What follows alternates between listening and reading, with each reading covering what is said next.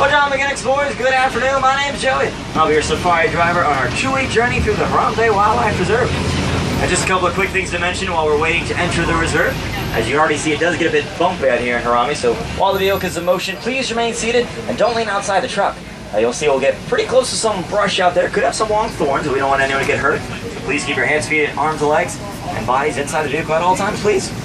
I already told you to get those cameras out and ready. Well, it looks like the warden's already given us the all clear, so here we go. Just one quick thing about those cameras or cell phones. If anything falls out of the truck, we can't stop to pick it up. We can't call someone to help retrieve it. Don't worry if that does happen. Just let me know as quickly as you can. But we are about 6 to 7 feet off the ground, so that'll easily break a cell phone or camera. So please hold on tightly and use those camera straps if you got them. So start looking around because we've entered the reserve, beginning our journey in the Ituri forest. Oh, already an animal there to the right called an okapi. A very shy creature. They're very bashful. They don't like humans too much out here. They were so rarely seen, people thought they were mythical creatures, kind of like unicorns or dragons. And some people thought they didn't even exist at all. It's a little bit tough to see. We'll try to see if we can get another slide on the view of the brush there, but look at its clarify at its legs. We see they're black and white stripes. Kind of look like zebras. They're not related to them, though. They're actually the closest known relatives of giraffes. Okay, they have a long tongue like their relatives, which are around 18 inches, could reach up and lick their eyeballs if they wanted to. We'll keep on moving through the forest, and up here to the left is a watering hole. This is a great place to find animals all over Africa. It's kind of like a gathering spot, a hangout for them. Here in the forest could be one of our best chances of finding black rhinos.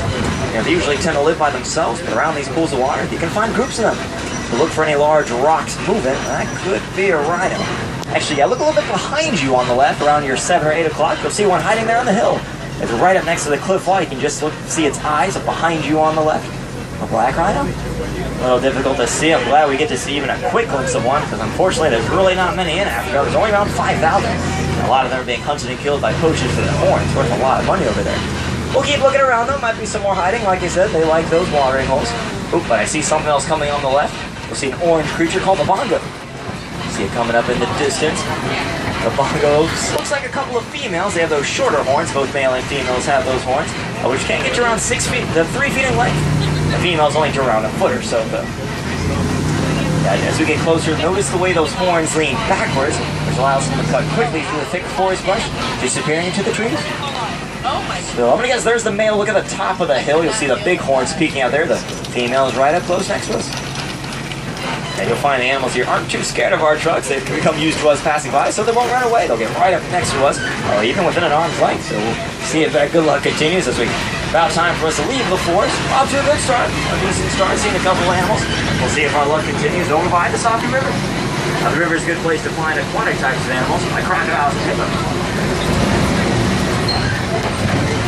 I will say, they could be a bit tough to spot here if they're hiding in the water. Hippos can hold their breath for around 8 minutes, so you gotta watch that water carefully. Look for any bubbles or motion or pink blobs or hey, just look right there to the right, 2 of them. A couple of hippopotamus. Very big creature on the right side there. They weigh around 5,500 pounds. Don't let that big size fool you, though. Hippos are faster than humans, so they can beat you in a race. They'll spend a majority of their day here in the river, but as they get a little hungry, they gotta leave to go find their food. Hey, looks like a few more hippos on the left. 1, 2, 3, 4, 5, maybe 6 of them. I think we found a blow-tip hippos.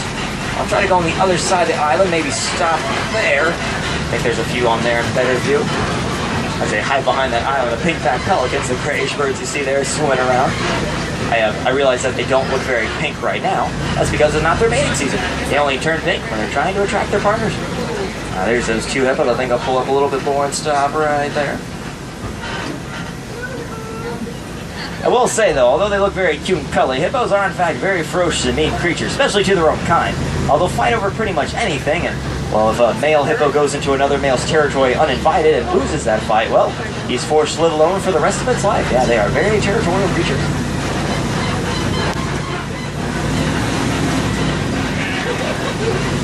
Keep moving around. Oh, another hippo there, swimming around a little bit closer towards us as we cross this bridge over the river just up ahead. Oh, yeah, my goodness. Look down to the left. Waiting down below, a Basque of Nile crocodile. Very fearsome predators down there. Normally around 16 feet in length, but they even found as long as 20. And they don't move around too much, though. They wait there for their food to come to them, and they'll crush their prey with 2,000 pounds of force. You'll see a few of them have those jaws nice and wide open. That's helping to get rid of extra body. They're ectothermic. They don't regulate their temperature internally, so they got to open those jaws to help get rid of the extra body, keep themselves cool.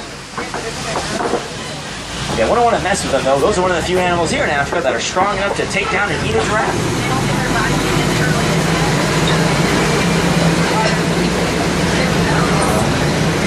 Heading away from the river now and making good time though.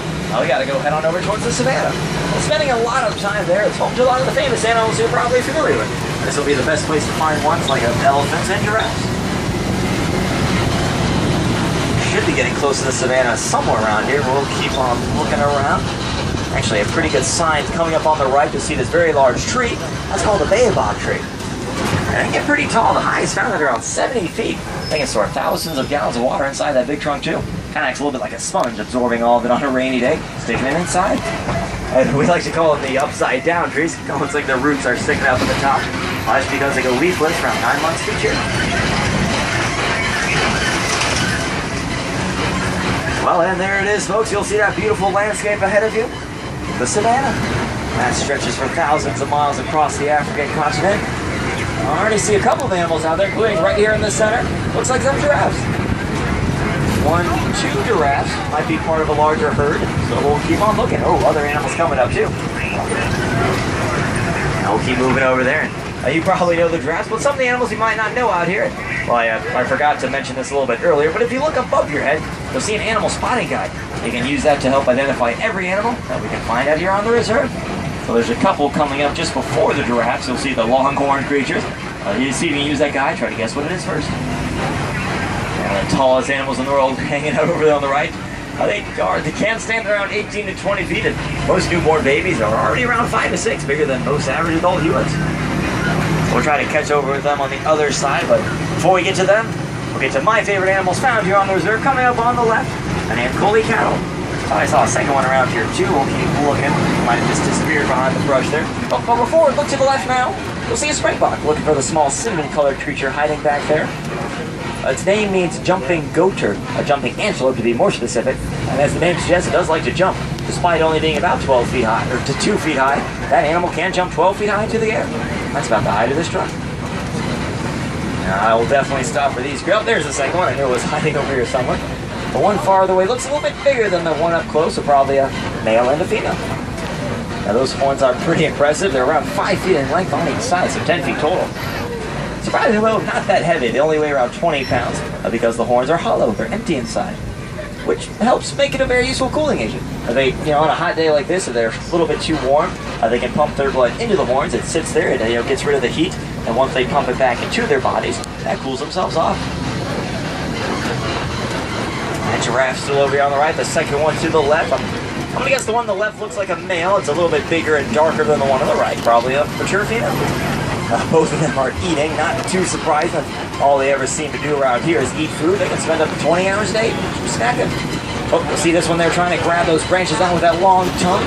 That's around 18 inches. Nope, there it goes. You'll use again. Nibble, nibble, nibble. I'll pull up here and stop. The one on the right too. If you look carefully, hopefully it'll stick it out again before we get too far away. That tongue is very dark and purple, almost black, not very light pink like many other animals out here. That's to help prevent them from getting sunburned.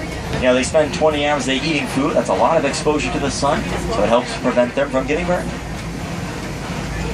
Oh, looks like that one there nibbling on the bark. That's their second favorite food. They love the leaves, primarily of the acacia trees. This is scattered around here. We eat around 75 pounds of that and grass a day.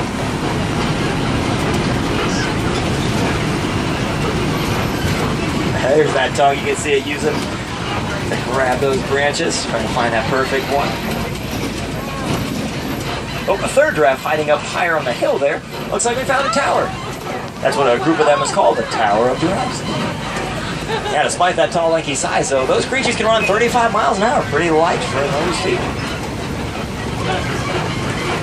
Oh, coming up on the right, and also some hiding in the left in the shade there, some wildebeest. Now, looks like white-bearded wildebeest. That white puff hair under their chin gives them away. The name wildebeest is originally an Afrikaans word, wildebeest, which means wild beast. Named that way for that very wild look of theirs by the Afrikaans tribe. I gotta say, I don't see that many wildebeest around. It's a pretty small herd. I've seen groups of them as large as a couple thousand, all of them just hanging out in one area.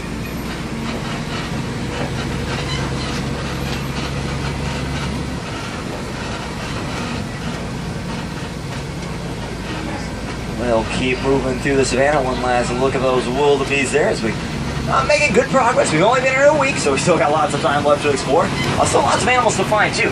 So you can keep looking at that spotted guy, try to see if some of your favorites are up there.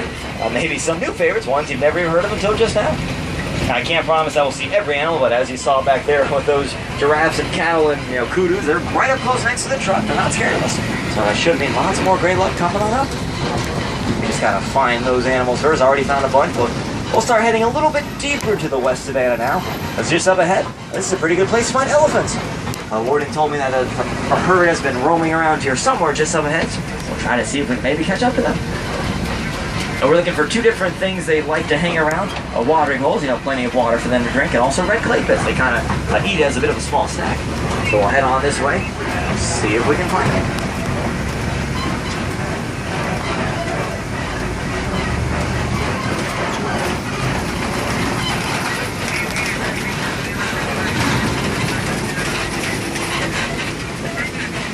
Well, there's a water hole coming up ahead. There might be some elephants hiding around. We'll go looking.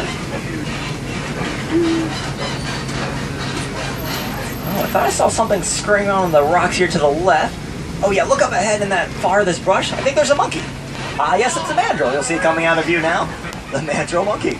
That's the largest monkey here in Africa. It weighs around 100 pounds. That one looks a little small, though. It's probably a female. They only get you around 25. I'm looking around for the alpha male. That'll be the biggest one. Also have the brightest face. But there's a couple more smaller ones over there. Looks like they may be doing a little bit of grooming. That's where they pick the bugs out of each other's fur and eat it. A couple more directly to the left. Please stop whistling at the animals. Thank you. Yeah, grooming is where they pick the bugs out of each other's fur and eat it. Kind of a little bit gross, I know, but that's actually how they make friends. It's how they show they like each other. No sign of any elephants just yet, but there are some clay pits in the distance. Again, like I said, they like to live by those, so at least we're heading in the right direction. And the reason they live by the clay pits is they eat it. Kind of like a small snack I mentioned earlier, because it fills them up with nutrients they don't find in their normal diet. It helps them grow big and strong. I guess kind of like a multivitamin, a good way to describe it. But, well, unfortunately we can't get any closer to that. No, over there, road to the right's been shut down, so we'll head on down to the left, no worries. Oh, actually, I think keep looking to the right. You can just barely see what looks like the backside of an elephant over there. Yeah, hiding up in those clay. Ugh, not a good view. We'll try to take this path, maybe catch up to it up ahead. A pretty big creature you can just barely see back there. It weighs around 14,000 pounds. A newborn baby's already around 200. Yeah, not very much fun for the mother, so a typical elephant pregnancy lasts for about 22 months. Yeah, just under 2 years.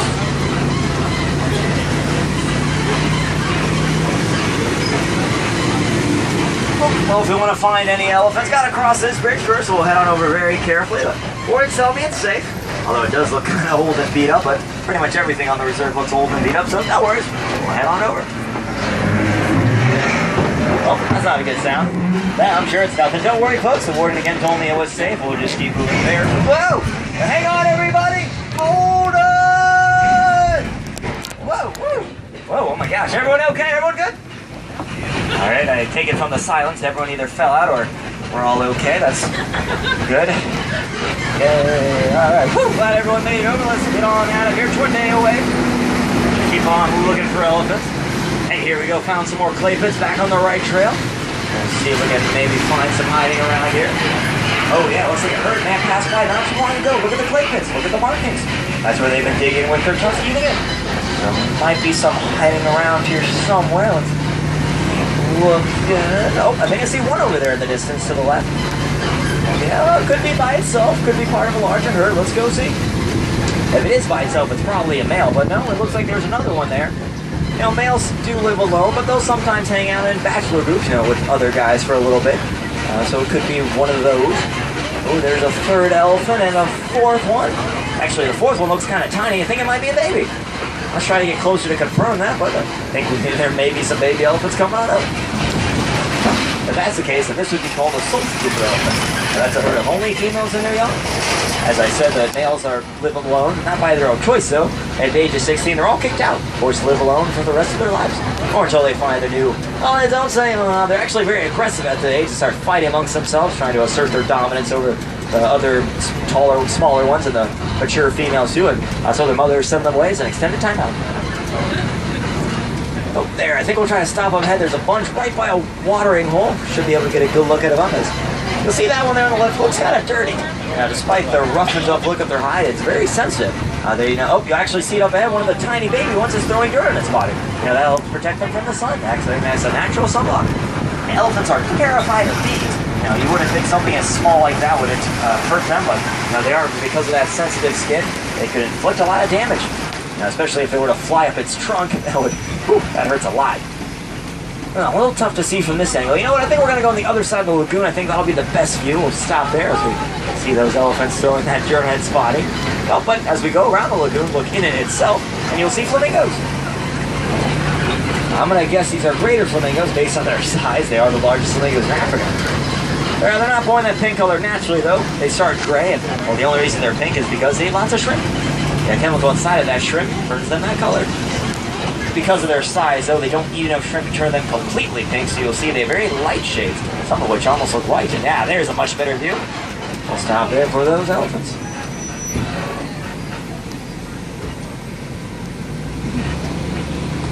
It's probably it's getting a little hotter than it's been recently, so they're probably not used to this. They're throwing that dirt on their body, getting them nice and cool as we take one last glimpse of them. Getting towards the end of our journey. Still got a little bit of time though, so we'll cross on out of the West Savanna, have some good luck there. Heading over to the eastern side. I was about to say, eastern side's home to lots of different animals we haven't seen yet, like the 4 coming up on the left. Some white rhinos. A lot bigger than black rhinos. These weigh 5,000 pounds, but still able to run 30 miles an hour. That's why a group of rhinos is called a crash. A crash of rhinos. You may notice that they don't look very white in color. Their name is actually a mistranslation. It was originally an Afrikaans word to fight, which means wide, named for their very big mouths. But it was misinterpreted by the English-speaking explorers. They visited Africa, they heard it as white, so the name stuck. You can see there those horns. They're not made of anything too fancy. They're made of keratin. That's the same stuff as your fingernails in your hair. So that does mean the horns are able to grow back if they're broken or damaged. Now, I'm not sure you really want to be drinking that water there, rhinos. Ugh.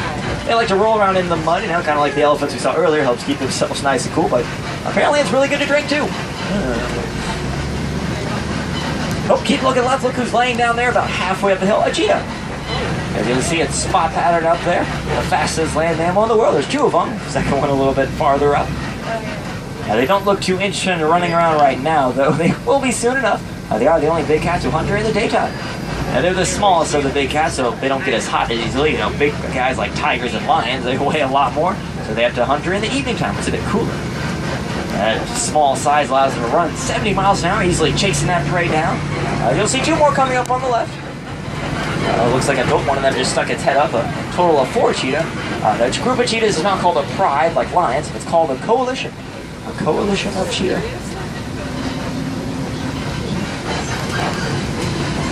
We'll be running around soon enough. We'll head on away from that area. We'll up ahead some large rocks blocking our way. We'll go around those rocks very slowly, though. You want to watch them carefully, too, because those are the homes of lions, those copies, as they're called. And knowing them, they're probably napping towards the bottom, so watch those rocks carefully. I got to watch the road, so you explore, see if we can left. Let me know if you see any Simbas over there. I'll look up ahead and over towards the right, see if anything's hiding over here.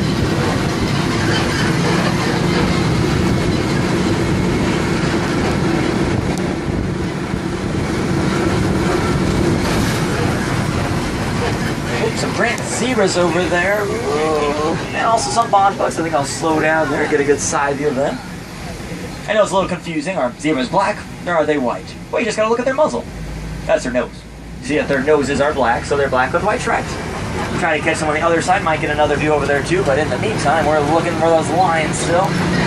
And knowing them, they're probably asleep because they're nocturnal. They're usually resting during the daytime, around 18 to 20 hours. Yeah, very lazy cats.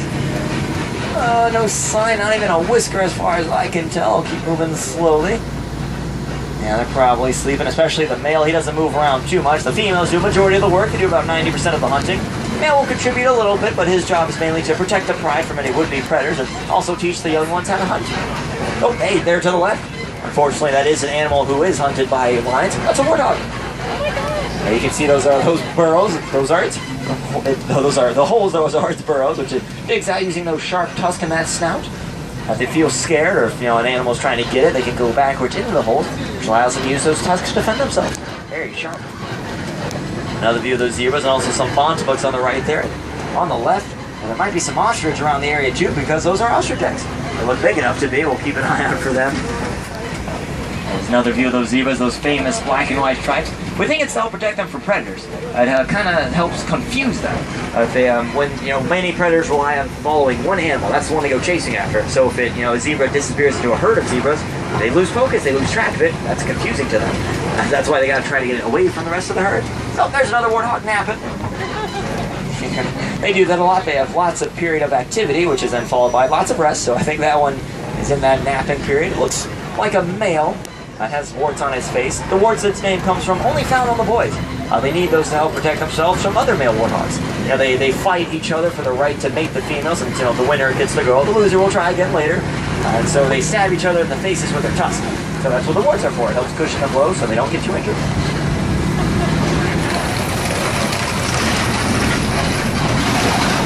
We'll keep on, well, actually getting towards the end of our journey. Actually, it's already almost been 2 weeks. Probably should start heading back, I guess. But before we go, we'll enter this one last area and look at a very rare creature coming up on the left called the addax. They haven't been too fond of the colder weather we've been having recently, which is actually why their fur is brown. It's normally completely white, but as it gets to that colder time of year, it turns darker to help trap more heat inside their body, helping them keep warm. Yeah, they love this hot weather, though. They like to live in the desert. But luckily for them, they can't go their entire lives without drinking a single drop of water. All the water they need is found in their food. Also on the left, you'll see some yellow-billed storks there. A little surprised to see them moving. They're very inactive. I came back here a few weeks ago, and they were still literally in the same position. They save up the energy for when they go moving around hunting.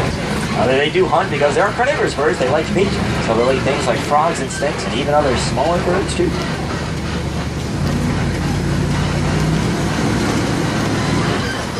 Well, I wish we could stay and explore more, but I think that does it. Looks like that's our 2 weeks. So the Lord needs us to come on back home. I gotta say, I think those are pretty good 2 weeks though. Lots of animals we found out there, and hopefully got some great pictures too. But what did you think, explorers? You have a fun time out here today? Glad to hear it, folks. It's on. That means thank you. Was it anyone's first time? Any first-time riders? Raise your hand. Well, a few of you hiding back there, drama first-timers. Hope you enjoyed it. Well, hey, everybody, to all those who returned, welcome back. Hope you saw something different and learned something new. Now your day is only just beginning here in Animal Kingdom. Still lots of adventure to be found. There's a couple you can find right here in Africa. If you'd like to see more animals, walk the Pangani Forest Trail. It takes about 15 minutes, but there's no rush. You can stay there for as long as you like it. You're also able to bring wheel devices like wheelchairs, strollers, and ECVs on the walking trail too. If you want to go on that trail, you're already technically on it. If you exit the dock, head to the bottom, you'll see the hut there. That's where the colobus monkeys are. Take a left, and that'll put you on the trail. Your first animal you should see are the okapis. A closer look at them. Then you might see an underwater view and take of a hippopotamus. Some naked mole rats farther up ahead. Some creepy collies like bugs over there too. Meerkats and Grevy zebras come next, and then finally the western lowland gorillas, the stars of the show. But just be advised that even though the park closes at 7, anything with live animals closes at 5:30. So if you'd like to go on any walking trail all across the park, those are all done early. So I would check those now earlier rather than later. Now we're actually going to call the warden up ahead, let him know we're on our way. Give me 1 second, folks.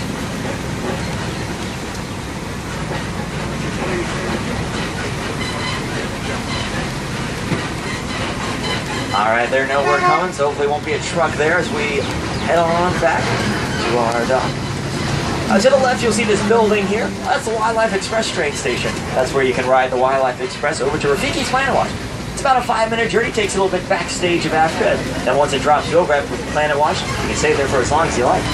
A lot of smaller animals there, bugs and insects, spiders, poisonous frogs, birds, reptiles, and also some other still small ones, but goats and cattle and even exotic pigs too. The pigs are over in the affection section area, which is kind of like a petting area, so you can interact with the animals, feed them, and touch them, take pictures of them. It's a whole lot of fun.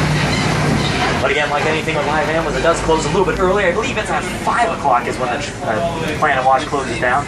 Last train at 4:50. But definitely need more time to explore that. So if you'd like to go to that, lots of Wilderness Explorers badges over there too. If you're a Wilderness Explorer, we'll probably want to check that out as well. Our dock is going to be just up ahead around the corner. And as a bit of a heads up, you might hear a loud screeching noise. Don't worry, that's just the sound of our tires rubbing up against the dock to make sure that we enter safely and correctly. But all we ask that you please don't stand up until we come to a full and complete stop, and the warden opens up those doors.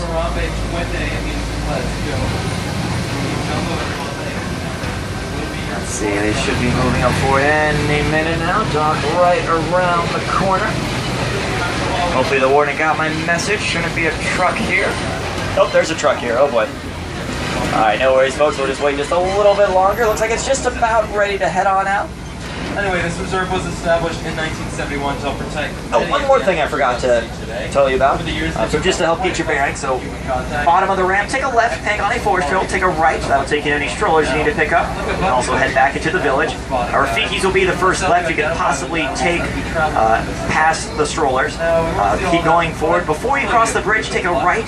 That'll be the Festival of the Lion King show. You can find that in the theater over there. That show is amazing. If you haven't seen it before, I highly recommend it. It is awesome. Those shows every hour on the hour. The last show is at 6. So the next show is about 30 minutes. If you'd like to go there about 15 minutes early, that'd probably be a good idea. Those shows do tend to fill up rather quickly. You know, it does have some pretty amazing AC in the theater there too, so it wouldn't hurt to, it'd be a nice 30-minute break to help get out of the sun. Alright, well, we gotta wait for these trucks ahead of us to leave first, then we'll be able to move on forward. But as we do come into the dock, this does mean that, unfortunately, our journey together is now coming to a close. But we don't like to say goodbye in Harambe, so instead I'll leave with an old Swahili phrase, kwaherini, and that means to go well. So kwaherini explorers, go well and stay safe wherever your travels may take you. And wherever you do end up, always remember, Hakuna Matata. It really does mean no worries. Ciao, Warden. Welcome back, everyone. Watch your hands, feet on your right. Gather all of your belongings and, of course, watch your step. Kwaherini again, folks.